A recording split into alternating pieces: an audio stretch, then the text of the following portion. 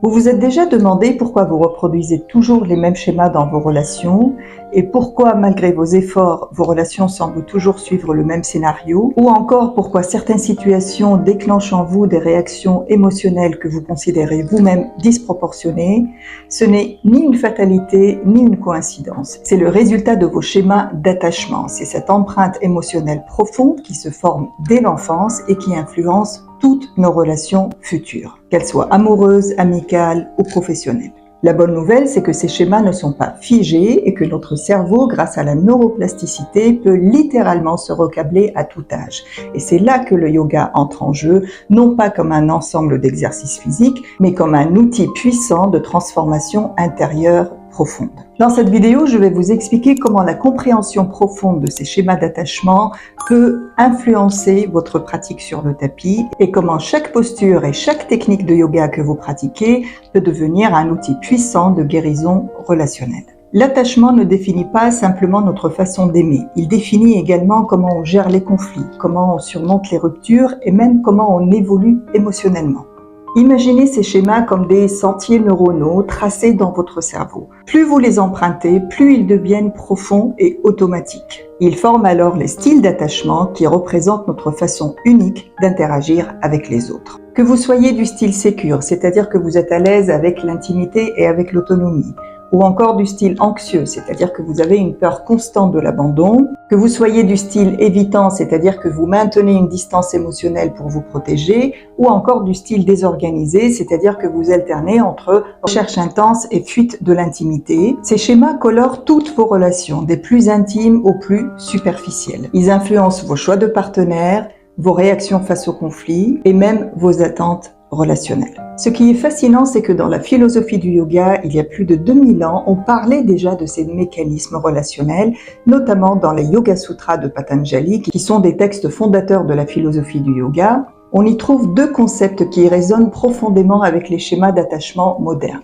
Les samskaras, les empreintes mentales profondes qui sont créées par les expériences émotionnelles répétées depuis l'enfance, et les vasanas qui sont les tendances émotionnelles et comportementales qui émergent automatiquement de ces empreintes. Patanjali, dans les Yoga Sutras, nous offre une clé essentielle en disant « La douleur à venir peut être évitée ». Ce principe fondamental nous rappelle que l'action transformatrice se fait au présent, que nous avons le pouvoir d'interrompre le cycle de souffrance relationnelle avant qu'il ne se manifeste en développant suffisamment de conscience et de discernement. D'ailleurs, une étude récente a confirmé ce que les yogis savaient depuis des millénaires, que les personnes qui présentent un attachement anxieux ou évitant, ce qu'on appelle les attachements insécures, ont beaucoup de difficultés à rester dans le moment présent. C'est des personnes qui ont tendance à ruminer, particulièrement lors des conflits relationnels. Le yoga nous offre deux outils fondamentaux pour transformer les samskaras profonds. D'abord la présence consciente et ensuite la discipline soutenue. Sans conscience, on continue simplement à répéter nos schémas inconscients.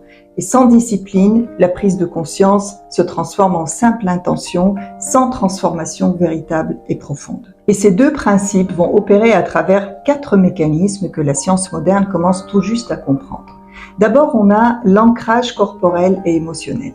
Chaque fois que vous pratiquez Tadasana, la posture de montagne, chaque fois que vous pratiquez Vrikasana, la posture de l'arbre, vous ne faites pas qu'un simple exercice pour vos jambes, mais vous créez une expérience neurologique d'enracinement et de stabilité. Et cette stabilité physique va se transformer progressivement en stabilité émotionnelle. Pour les personnes qui ont un attachement anxieux constamment à la recherche de bases sécures externes, cette expérience répétée d'ancrage intérieur devient véritablement transformatrice. Ensuite, le yoga permet la libération des mémoires émotionnelles. On sait aujourd'hui que notre corps stocke littéralement nos traumatismes et nos expériences émotionnelles. Certaines postures, comme les flexions arrière ou encore l'ouverture des hanches, permet la libération des émotions stockées et c'est particulièrement intéressant pour les personnes qui ont un style d'attachement désorganisé qui est souvent lié à des expériences traumatiques non résolues. Le troisième mécanisme est la régulation du système nerveux.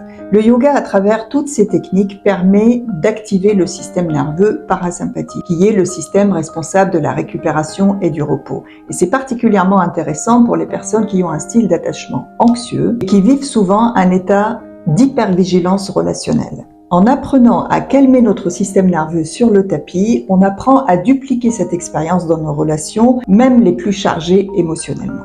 Enfin, le yoga nous apprend l'auto-observation sans jugement, ce que les psychologues appellent la métacognition, c'est-à-dire cette capacité à observer nos pensées et nos émotions sans nous y identifier, ce qui est nommé dans la tradition yogique Sakshi Bhava, c'est-à-dire l'attitude témoin.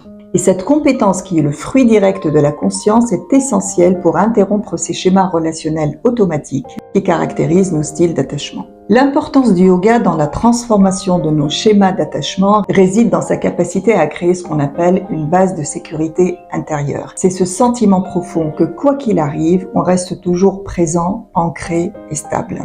Et c'est en développant cette base de sécurité intérieure qu'on arrive à aimer pleinement, librement, sans les peurs et les défenses qui caractérisent les attachements insécures. La prochaine fois que vous prendrez place sur votre tapis de yoga, je vous invite à considérer votre pratique non pas comme un simple exercice physique, mais comme une reprogrammation profonde de votre manière d'être en relation. C'est ici que la discipline devient transformatrice. Comme le dit Patanjali, cette pratique n'est une base solide que si elle est cultivée avec ferveur, persévérance, de façon ininterrompue et pendant longtemps. Chaque posture, chaque respiration est une opportunité pour créer des nouveaux réseaux neuronaux et donc des nouveaux circuits qui vont vous permettre de vivre des relations plus authentiques, plus libres et ultimement plus épanouissantes. Souvenez-vous que la pratique du yoga n'est pas seulement un chemin vers la flexibilité physique, mais aussi vers la flexibilité relationnelle. C'est cette capacité rare et précieuse à rester ancré en soi, tout en s'ouvrant pleinement à l'autre.